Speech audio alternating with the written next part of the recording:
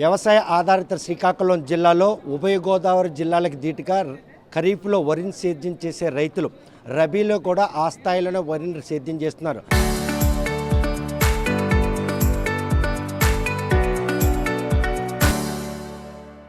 రెండు జీవనదులు జిల్లాలో ఉన్న సస్యశ్యామలుగా నీళ్ళు అందించేందుకు మాత్రం అధికార యంత్రాంగ వైఫల్యం ఈరోజు రైతుల పాలిటి శాపంగా మారింది.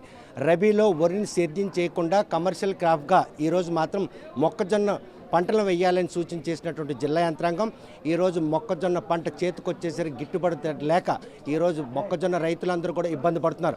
ప్రస్తుతం రబీలో సేద్యం చేసే రైతులకు వచ్చినటువంటి సాగునీటి కష్టాలపై స్థానిక గ్రీవెన్స్కు మాత్రం రైతులు వెంట పెట్టుకుని వచ్చినటువంటి వైఎస్ఆర్ కాంగ్రెస్ పార్టీ యోజన నాయకులైనటువంటి అదేవిధంగా అక్కడ ఎంపీపీ ధర్మాన కృష్ణ చైతన్య మనతో ఉన్నారు. చూస్తే కనుక పొలాల్లో సేద్యం చేసిన రైతులు ఈరోజు ఎందుకు ఇలా వినతులు వెల్లుబట్టుకొని ఇలాగా అధికారులు చుట్టూ తిరగాల్సిన పరిస్థితి?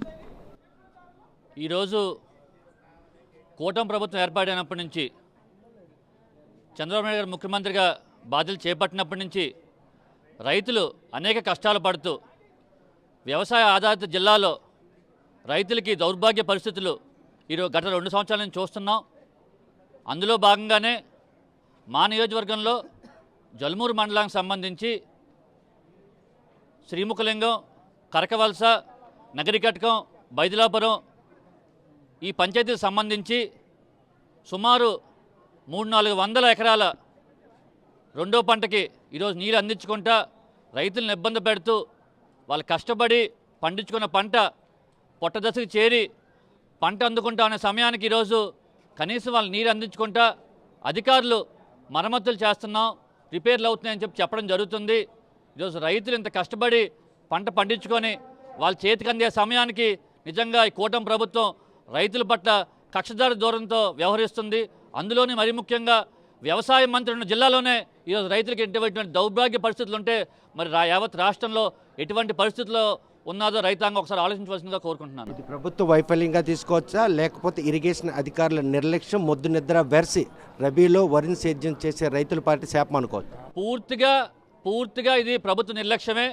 స్వయాన వ్యవసాయ శాఖ మంత్రి గారే మొన్న జరిగిన డిఆర్ఎస్ డిస్ట్రిక్ట్ రివ్యూ మీటింగ్లో ఆయన చెప్పి నీరు ఆపేయండి అని చెప్పారు. కనీసం పంట చేతికి అందిన తర్వాత మీరు ఆపినా సరే ఒక సమంజసం ఉంది, కానీ పంట అందుకునే దశలో ఈరోజు రైతులంతా కూడా కష్టపడి ఖర్చు పెట్టుకొని పంట కోసం ఎదురు చూస్తున్న సమయంలో నీరు అందించుకుంటా వాళ్ళు పట్టుకొట్టారంటే అది కేవలం ప్రభుత్వ నిర్లక్ష్యం అని తెలియజేస్తున్నాను. సాగునీటి ఎద్దడి నెలకొంటుంది.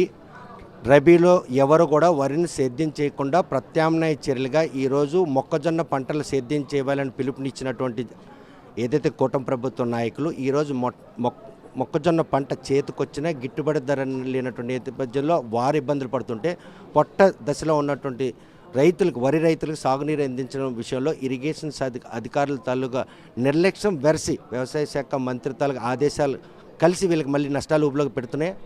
పూర్తిగా ఇది ప్రభుత్వ బాధ్యత వహించాలి. మంత్రి గారి ఆదేశాలతో మరి ఇరిగేషన్ అధికారులు అందరూ కూడా నిర్లక్ష్యం చేసి ఈరోజు రైతులకు ఏ రోజు కూడా మా ప్రభుత్వం జగన్మోహన్ గారి ప్రభుత్వంలో ఏ రోజు రెండో పంట పండించుకున్న రైతులకు ఎక్కడా కూడా ఇబ్బంది జరగలేదు. ప్రతి రైతు కూడా రెండో పంట కూడా నీరు అందించిన ప్రభుత్వం వైఎస్ఆర్ కాంగ్రెస్ పార్టీ ప్రభుత్వం జగన్మోహన్ గారి నాయకత్వం జరిగిందని, అదే ఈ చంద్రబాబు గారి ప్రభుత్వంలో ఎక్కడా కూడా రైతులకు న్యాయం జరగట్లేదు. కనీసం మొక్కజొన్న పండించుకున్న రైతులకు ఎక్కడా గిట్టుబాటు ధర కూడా లేకుండా వాళ్ళని మోసం చేస్తూ ఈరోజు రెండో పంట వరికి కూడా ఇదే విధంగా కష్టాలు గురి చేస్తున్నారు. కాబట్టి తక్షణమే ఈ ప్రభుత్వం కళ్ళు తెరిచి ఈ అధికారులు స్పందించి రైతులను ఆదుకోవాల్సిందిగా కోరుకుంటున్నాను. సేద్యం చేయొద్దంటున్నా కూడాను రబీలో వరిని సేద్యం చేసిన పాపానికి కక్షాదిం చర్య అనుకోవచ్చా? ఇది పంట పండించే రైతుకి మీద కక్ష సాధిస్తే మరి ప్రభుత్వానికి నాయకులకి ఏమొస్తుందో తెలియదు. కేవలం వాళ్ళు ఎక్కడా కూడా ఎటువంటి ఆశించకుండా కష్టపడి వాళ్ళు పండించుకున్న పంటకి ఈరోజు విపత్తులు కానీ అనేక ఇబ్బందులు కానీ కలిగినా సరే ఆ పండించుకున్న పంట ఎప్పుడు వాళ్ళ చేతికి అందుతుందని చెప్పి బిక్కు మనం చూసే రైతులకు కూడా ఈరోజు వాళ్ళు కక్షపూరితంగా ఈ విధంగా వాళ్ళకి అన్యాయం చేస్తున్నారంటే మరి ఈ ప్రభుత్వానికి రైతుల పట్ల చిత్తశుద్ధి ఉందో లేదో తెలియటం లేదు అని కూడా మీకు తెలియజేస్తున్నాను. కనుక ప్రస్తుతం వంశధార నదీ పరివాహక ప్రాంతాల్లో పుష్కలంగా సాగునీరు అందించుతున్న ఉద్దేశంతో నరసన్నపేట పాతపట్నం నియోజకవర్గ రైతులు మాత్రం రబీలో ఖరీఫ్కి ధీటుగా వరిని సేద్యం చేశారు. పొట్ట దశలో ఉన్నటువంటి వరి పంటను పరిరక్షించుకునేందుకు సాగునీరు కావాలని రైతులు ఏకరవ పెట్టుకున్నా కూడాను సాక్షాత్తు వ్యవసాయ శాఖ మంత్రి జిల్లాలో సాగునీటి ఎద్దడి నెలకొనుంది. రైతులపై కక్ష సాధింపు ధోరణి కొనసాగుతుందంటే రైతుల పట్ల ఏ విధమైనటువంటి కక్ష సాధింపు చర్యలు పాల్పడుతుందని స్పష్టమవుతుంది.